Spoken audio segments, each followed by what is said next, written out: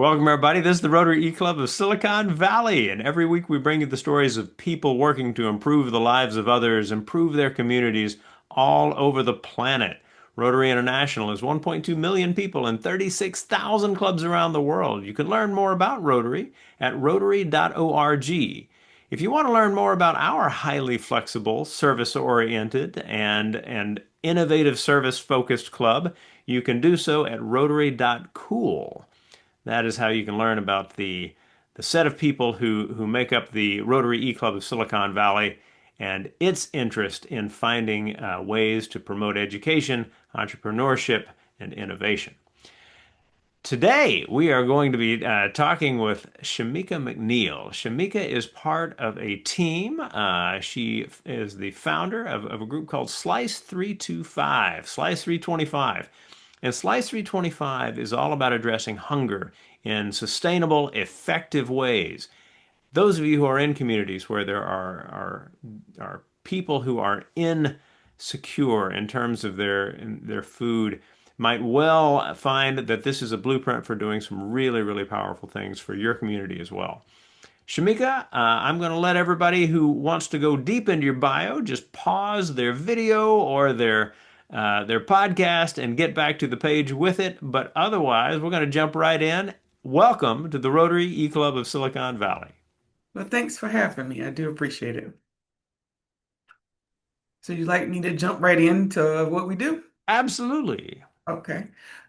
Our organization is called Slice 325, and that stands for Serving Locations Inviting Culinary Education 325 days of the year. It's not 360 because we took 365. It's because we took 40 days off for mental health, so we didn't want to lie to anybody.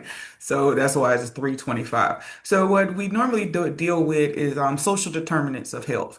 And it's not just health related, it's almost like from farm to table to um, medications, all the way up to health and wellness and things like that. So we take you from seed to sustainability. And our newest thing this year that we're starting is we put all of our classes in the VR headset. So now we do immersive learning. Well, we have a hands-on approach. We are a nonprofit dedicated to health, environment, and creative sustainability. Because people will talk about, oh, well, you need to do this, you need to do that, but it's not really too much of a hands-on or experiences. So what we do is mostly have experience and have relatable classes so people can digest it a lot easier.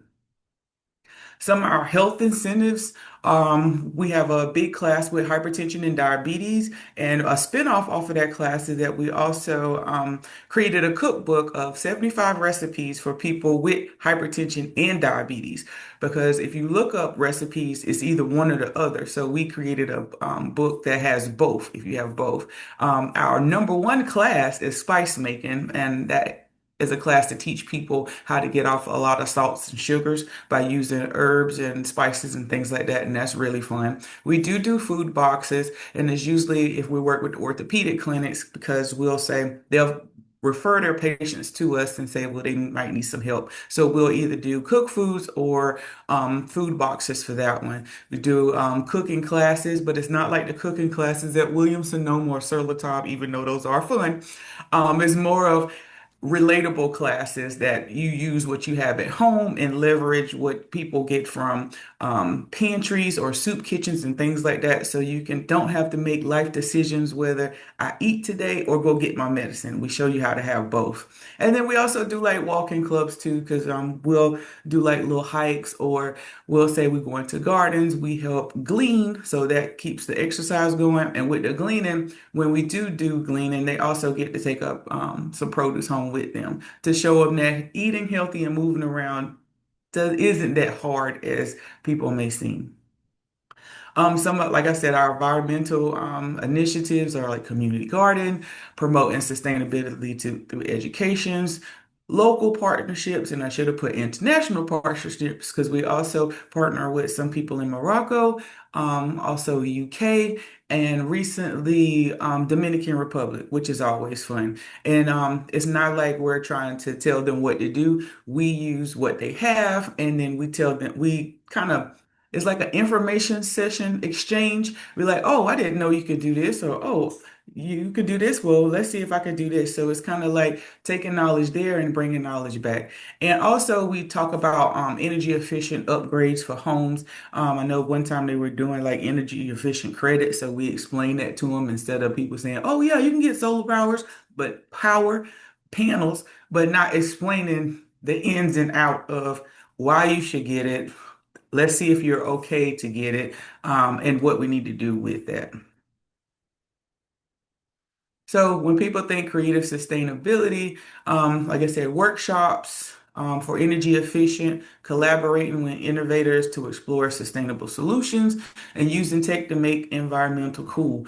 Some people look at tech like, oh, it's going to take our jobs. Oh, it's going to just make everybody not as smart. But I take tech as it makes us smarter because we have to do more critical thinking, especially if you're using it to kind of help with a problem if you need extra hands. And I say that because when people say Instacart, you just think of like home stuff. And I say, hey, Instacart is my best assistant because I use it for everything. And if you have a computer that you bought in the next 5 years, AI and that tech is already in there. So it's there to make stuff more efficient and I'll say to help you get smarter. So we preach that too. But we still stick to the basics because everything has a basic foundation. We just build off of that foundation. So when we go to our immersed learning, that's more virtual classrooms where we do not just classrooms, we go out to the rural areas and we give experiences. So we have a lot of, I call them, people call them the senior group. I call them my seasoned group, which is 65 plus. I don't call them seniors, they're seasoned. My senior season group, we do experience. So if someone says, hey, I never been to France, I can download a simulation and they're walking through France. Or it's like, hey, I want to see what the ocean looks like.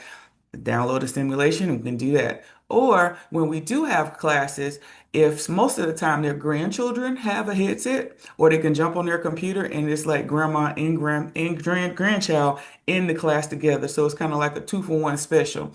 What I'm waiting on is someone to tell me that my grandma just asked me for the cheat codes to Call of Duty. That's my goal to get the grandparents up on tech, like just like the kids are.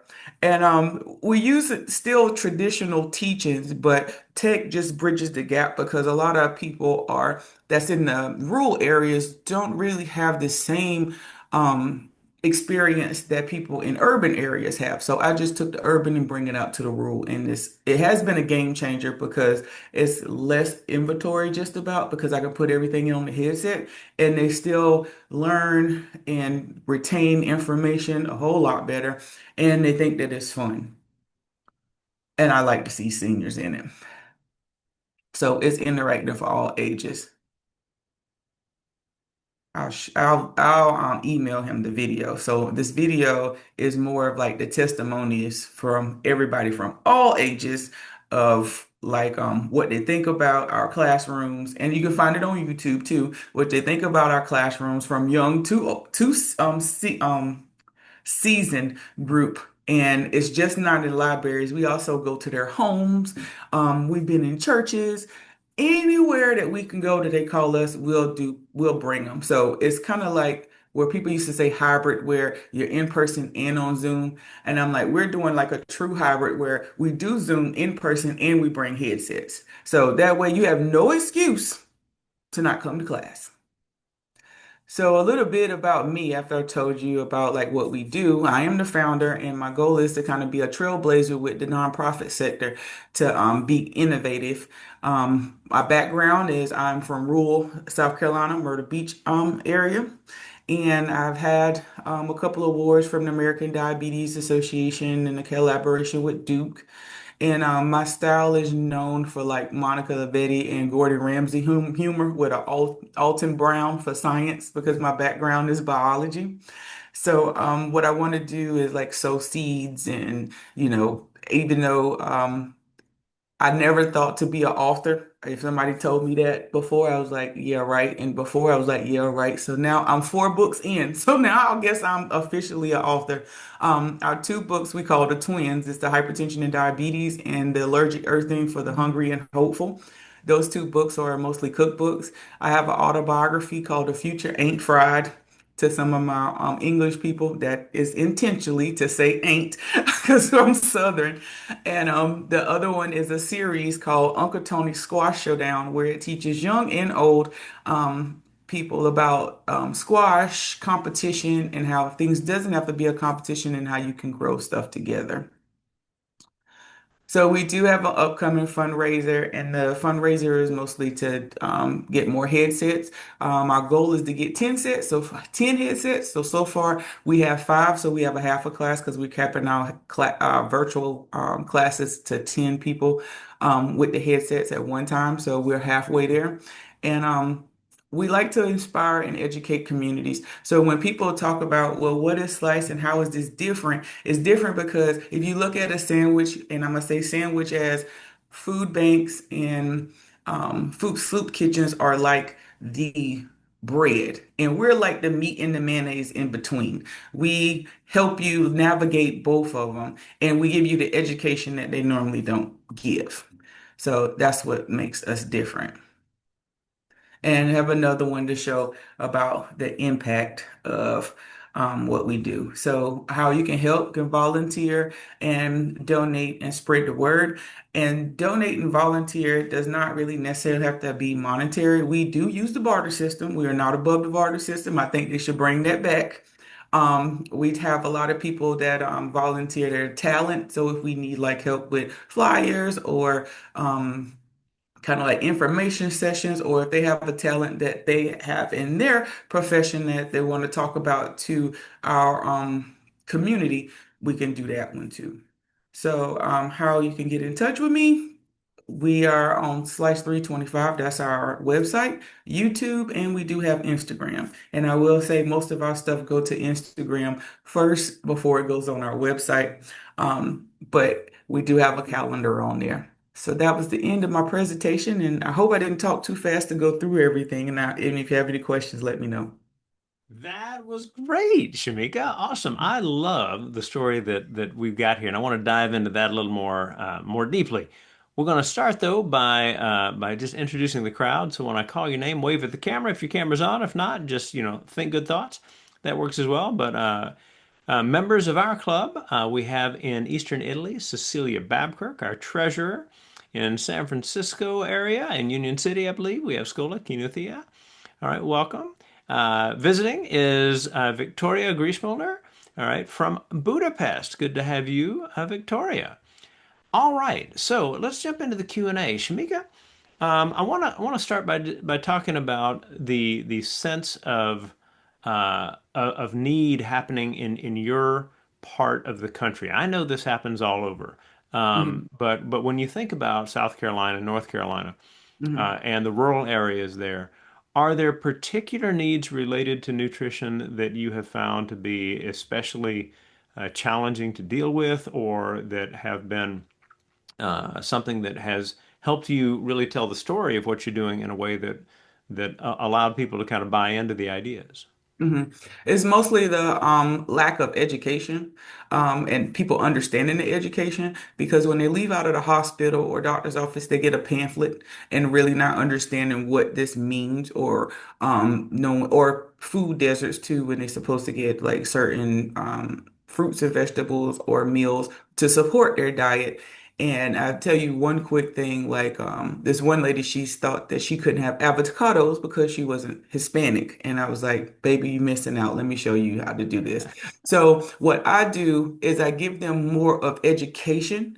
And instead of pamphlets, I normally come with a notebook. So it's something tangible for them to have. When we go through the class, it's very comprehensive. So anything from teas, and I say, hey, we're gonna have to make field trips, teas, different foods from different cultures. That's where the hypertension and diabetes book came from, because there's 75 recipes from different cultural backgrounds.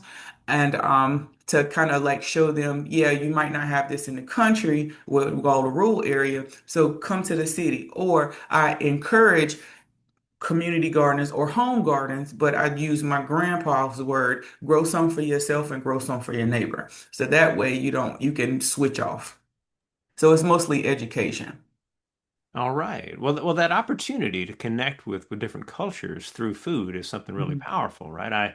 My mother is in a small town in southern Arkansas, and was communicating with a caregiver recently, and she let me know that they were going to go out, wanted to go get some Indian food, and I thought, wait, in my town, wait, and so I love that people are getting the chance to really talk about these things through the work you're doing. We made sushi in a farm town and they were like, I would spend $15 for this one roll where you just showed me how to pay $15 for all of the ingredients and we can have sushi for a couple of days. It's just that simple. So it's more of educational wise of teaching people how to layer things. I love it. And so is there a bad assumption? Like so when we think about like rural areas, Mhm. one of the first guesses I'd have is that people are just much more aware of gardens and being able to grow things like that. Do you find that that's a bad assumption that people often don't have the knowledge they need to do in terms of gardening? No, they usually grow the same thing. Okay. Three people on one street are growing okra when other people can do other things. And they know each other, but they have like this farmer's market where you go and everybody has squash, and maybe somebody has squash or something else. So it's a sense of getting everybody to talk to each other. And for people that's on the outside that have like a special skill set to come to rural areas, I'm like almost the only one that goes out at what we call the boonies, because we like to travel, and we go out and say, "Hey, try this, try that." So they're so used to eating the same thing. So once they taste it, and I'm like, "Hey, you can get seeds from this place to do this," and then their garden starts to get more diverse. Well, that's nice. I love that that that international aspect of it. Like, oh, there are these foods from these different places, but you're connecting them with things they're experiencing like right there in their own communities, Yeah, which to seems make it really powerful. relatable. There's like Yeah. some of this stuff they would think, oh, well, you have to be this certain race to eat this. And I'm like, no, you don't. Do you know how much stuff I eat besides ginger? It's only because I'm allergic to it, but I still play Russian roulette sometimes because I take a Benadryl because I have to have some pickled ginger. Like, Right. no. And that brings other people together. And it also brings a sense of conversation when they see someone from a different um, background to say, hey, I tried this, or you can try this spice. So it's more of like bringing them together through cultural experiences and being culturally sensitive, but also keep inviting conversations. And it goes sometimes beyond food. Like, hey, I've always had a question about this. So could you explain this to me? So then it turns into an information session. Nice. Now, you mentioned these international elements that you have, Mhm. the connections with, you said, I think, the Dominican Republic and the Mhm. UK and Yep. another place or two out there. Morocco. Morocco, absolutely. Speaking of fantastic spices. Mhm. So are you getting people in these places on Zoom to talk with folks in your communities, and Yeah, are they sharing ideas that way? we have them on Zoom, and we have a big Moroccan presence because I didn't know so many Moroccans live around me, and they all know each other. So sometimes they'll come and help do like a cooking session or information session when they're here, or they'll say, "Hey, if you have any questions, just let me know," and then we'll come up with a class together. So in preparing people for those kind of international experiences, Mhm. that opportunity to talk with people in different parts of the world, you mentioned the VR experience. Like, do you think in terms of like we're gonna have you look through a market in Marrakesh, in Morocco, in Yeah. order to be prepared to talk to people and Mhm. We do. And to be honest with you, my mom was my first guinea pig because she wanted to go, she wanted to say, she was like, well, what does this stuff do? Because she liked the ocean because we grew up on the coast. And I said, well, I can put you in an ocean simulation and dolphins and sharks will be moving around. And she got in there and she would fall asleep because she was like, oh, this is so soothing, but I didn't know this fish looked like this. And then we did a mountain thing, and she was like, "Oh, well, that's pretty cool, you know." And so after I got her in it, and she's a librarian, she's more into books, not tech stuff. So if I could sell her on it, I feel like I could sell anybody on it because she believes whatever problem you have, it's in a book, period. Read. So um, when I sold her on it, and then I started out with like some of my older friends to get them involved in it and say, hey, try this out. What do you think? After they got what I call their sea legs together, so it was like first they got in it, they were kind of little got a little dizzy or whatnot. So I was like, okay, we're going to time this. We're going to do 5 to 10 minutes and then we're going to stop, take it off, and then we're going to try it again. And then afterwards, after they got their sea legs, they really enjoyed it. So if we're going to do stuff like that, I usually send out an email to see who's available, to tell them if, hey, you want to come to class, um, or send me a PowerPoint and you can talk about what you need to talk about in the in the VR system. I love that you're finding ways to incorporate these different technologies. I mean, in addition to being powerful for the people who get to experience them, you're really inviting the participation of a lot of people who can help you out because they might be enthusiasts for VR. Mhm. Is that something you're finding as well? Yes, I have an 83-year-old guy from Canada that boxes in the VR, and he also is a retired architect. So he builds things in the VR, and it's nice to see him in there. And when other people hear him in there and know his age, they're like, "Wow, I could do this." So it's not just for young people, and that takes the stigma off of that one. And then if you don't have the VR, you can also get on it online too. So it's kind of like a Zoom. But I found that more people have more conversations when you're looking at an avatar versus if they have to turn their camera on Zoom and things like that. So it kind of brings me back to my favorite holiday, which is Halloween, where you can be any person you want to be. So they can dress up their avatar any way they want to. And they're more talkative in that if it's an avatar versus Zoom. I love that. Now thinking about the business elements of Slice 325, what are the kinds of things that have been most successful in terms of the activities of the organization? Like, are there particular things that you're like, this is what launched us in this community, got us in, got people interested? Spice making. That was the first one. And then the hypertension and diabetes was the second one. And then the cooking for cancer was the third one. And with those classes, especially the cooking with cancer, that's like a two-part class because they also have homework. I am not above giving people homework. That's a two-part class, but I didn't realize how many people were really interested after you start having conversations about, what's going on, that they really want to know how to do it if you make it fun and not taxing.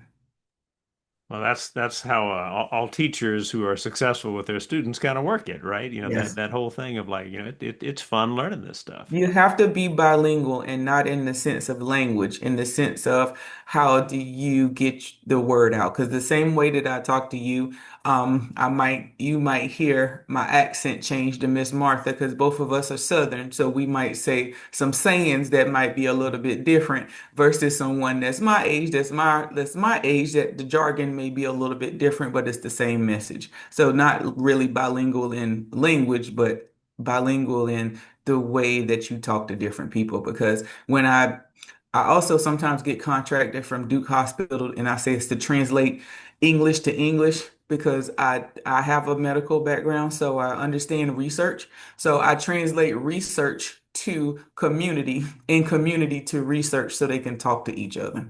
I love that. Now, tell us a little bit about your background. So you've got a lot of education like under your belt too. I mean, so Yeah, and I'm a lot of this tired. kind of works for you, right? Yes. Um, I started off in the healthcare field like with nursing and I hated it. And I'm sorry for other nurses, I just hated it. So I went to lab and I like lab a little bit more. But I'm a farm kid, so I grew up like doing farm stuff. And I like lab. I stayed in lab till about 18 years, 17, 18 years. And then I went back to school for health promotions with a minor in culinary because I wanted to teach people about health and nutrition because what I've seen in the lab settings where I was like, why are all of these people having these lab tests that's coming up there? As A1C is out the roof, like nobody's seeing anything, but they're just giving them a pill. So that's when I went back for health promotions. But then I was like, I'm gonna be an overachiever. I'm gonna go for culinary also. So I went to culinary school and became a chef. And then I went back to farm school because even though I had farming background, people still want you to have a piece of paper to say that you are a farmer, even though I know how to work all the machines and know when all the seasons are and things like that. So my title is healthcare professional, um, chef farmer. So, and I just took all of that education, and that's how we came up with creative sustainability. So it's going back from how you grow your food, where your food comes from, the science behind it, and then how your food works with your medication. And I also work with a pharmacist as well because I don't know all the medications, but he does. Geriatric X, Dr. Delon Canterbury. I work with him too if I have like questions on medication, and then from that we do the health stuff and then the culinary part. So, in all hindsight, I wanted to be a farmer, but my family said no. But I ended up back in the dirt. Hey, if you are where you love to be, you are doing it right. I think that's the easy way to Yeah. look at that.